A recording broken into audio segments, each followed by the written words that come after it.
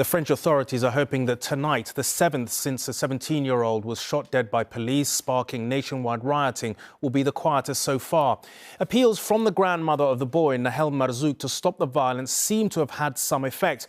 But the grievances that underlie the violence date back years. In 2009, huge riots broke out after the death of a young Algerian man in police custody.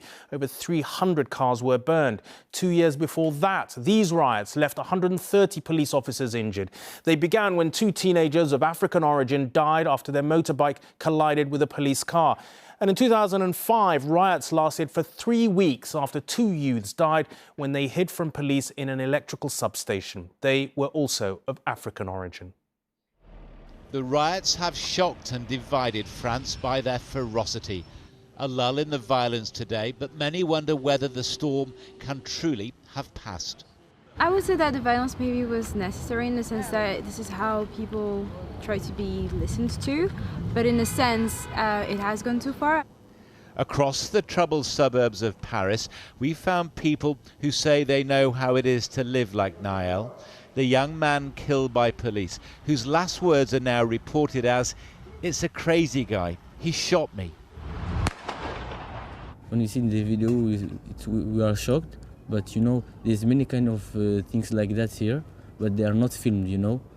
These men are the sons of migrants, and they say they suffer daily discrimination. How tough is it to be a young black man in Paris at the moment? It's very difficult. They see us as hooligans. It's difficult to get work and even to study. Intégrer des écoles, ça aussi c'est difficile. France say that we are equal, but sometimes you see that we are not equal, you know. And the way that we see when we are not equal, it's the time we are black or Arab or African. But many see this as a law and order issue. They marched today in support of the mayor whose home was attacked by rioters. And donations to support the police officer accused of killing Nael far outstrip the fund for his victim.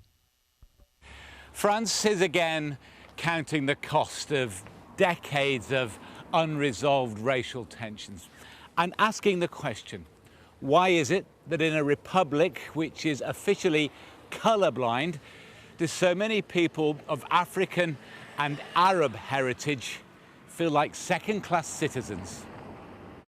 The death of a young man named Adama Traore in police custody 7 years ago was supposed to have given France its Black Lives Matter moment. But his sister told me that too little has changed. France has to admit that this is institutional racism. And until that happens, children will continue to be killed. The violence may have subsided for now, but the tensions that have given rise to so much destruction remain. John Ray, News at 10, Paris.